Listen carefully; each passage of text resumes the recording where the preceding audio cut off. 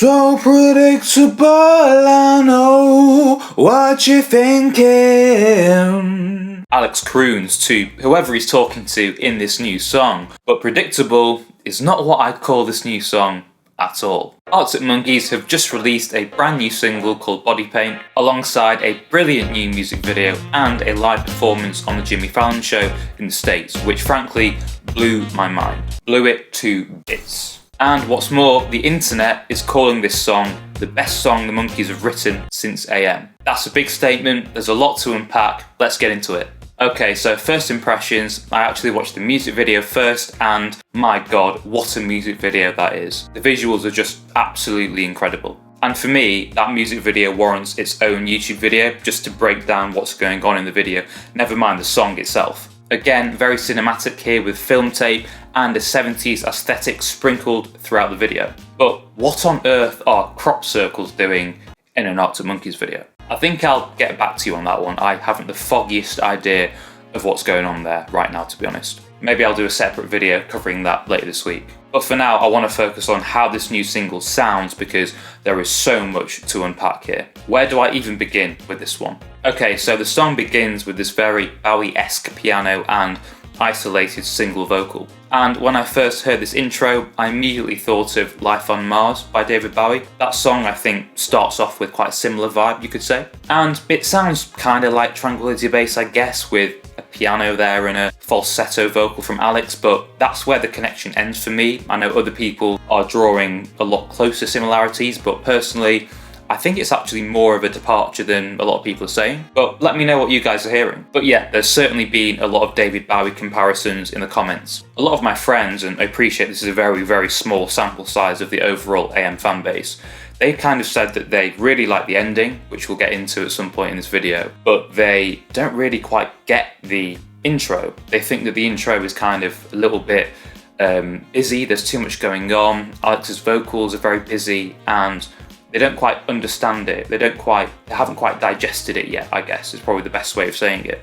And they feel like they need more listens as a result. And I personally didn't have that same reaction, but I think I can understand why. Alex is singing some very unconventional vocals in this song, and I think these are vocal lines that you don't really hear in everyday pop music. He's certainly singing through some pretty large intervals here. I mean, I'm no singing expert, but I'd say that he's going from what would be considered to be a kind of normal register of a singing voice into falsetto, back into normal, back into falsetto, pretty constantly in these first few verses. The vocal riffs at the end of each line are also very interesting and unconventional. Just listen to the way he sings Lion, for example. That really kind of pricked my ears up, but in a really good way. I just thought it was very interesting. And I really like these riffs that he's singing, it's ear candy to me, quite frankly. But some parts of the fan base are making connections between this singing style on this new tune and Tranquility Base, saying that the vocals are a little bit forced, a bit too much falsetto, and a bit self-indulgent, but let me know what you guys think. I personally dig it.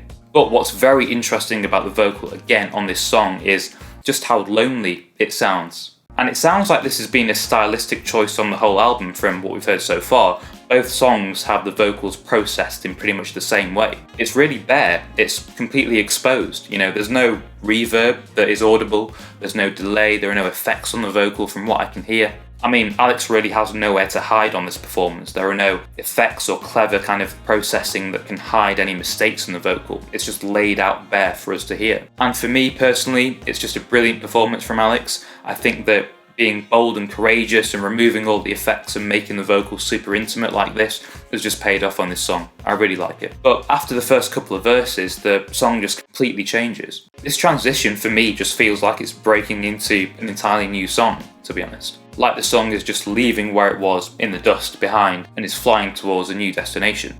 Several people I've spoken to about this in person and online have all said it sounds like the Beatles. I mean, straight away I do think of the big crescendo in A Day in the Life, and specifically the transition between John Lennon's part and when Paul's verse comes in, and how different they are. That kind of contrast, you could say, is ever present on this new song. It sounds like the Monkeys were trying to do something very similar here. Really nice bridge section. And I guess I'm kind of getting the references here to Queen. I mean, that kind of harmonic climb that the Monkeys do between the verse and when it gets to the bridge, where it stops quite suddenly, I feel like that's something that Queen would do. But notice, no real chorus in this song. Sure, there's the big refrain at the end, but there isn't really a chorus as such. Just think about this for a second. One of the biggest bands in the world not having a proper chorus, a conventional chorus, in their first 2 singles in this new album campaign. Now, that's pretty crazy, but I've got to say, I just love it when artists just do whatever they want. And that's exactly what they've done here. It's so selfish and so self-involved, but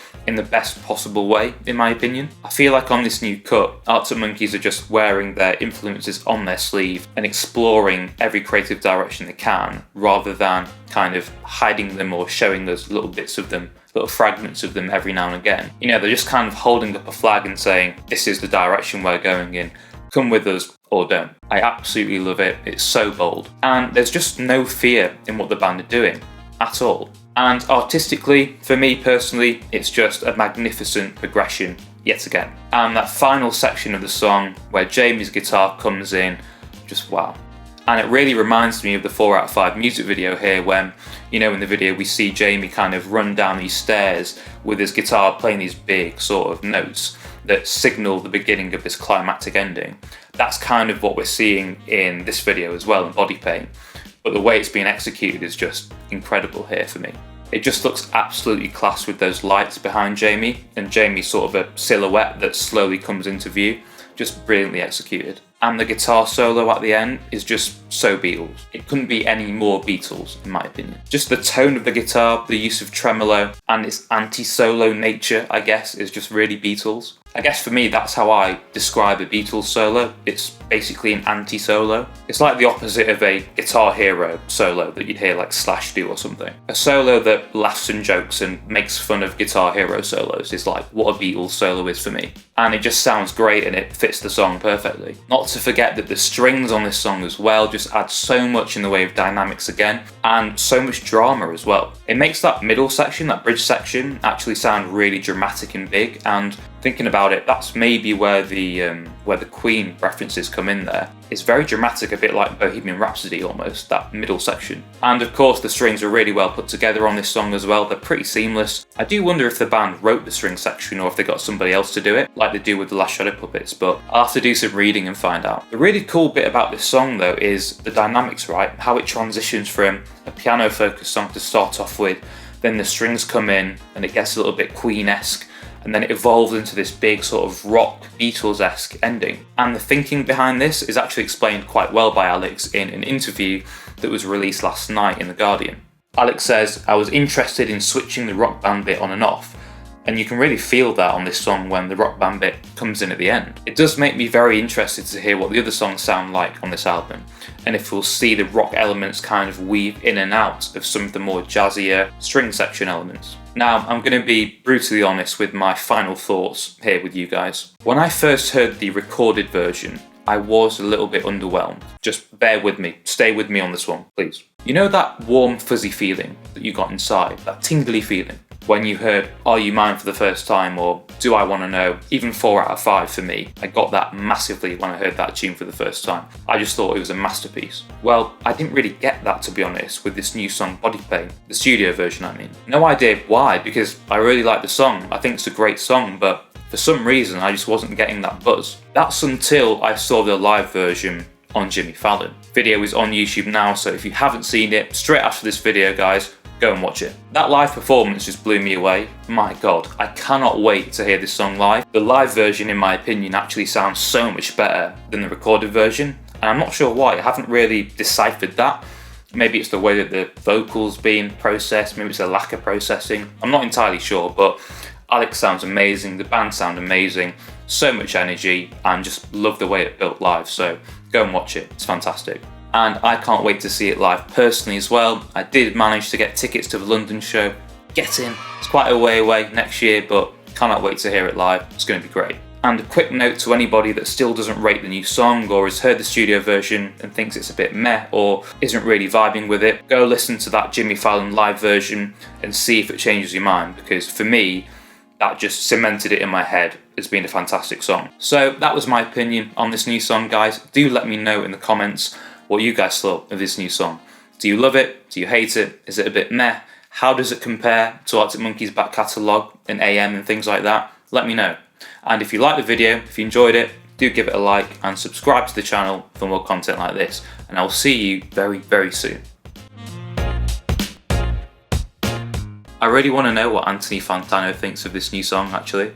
I just think he's going to get more and more confused by this band, to be honest. Like, he didn't know what they were doing during the AM era. He seemed to be confused by that, and even more confused by Tranquility Base, so I'm not sure if he'll know what to make of it all, but yeah, it'll be really interesting. I actually can't call it. Like, I don't know if he's going to rip it to shreds or if he's going to welcome the new direction. You just can't call it, but let's hope he makes a video on it.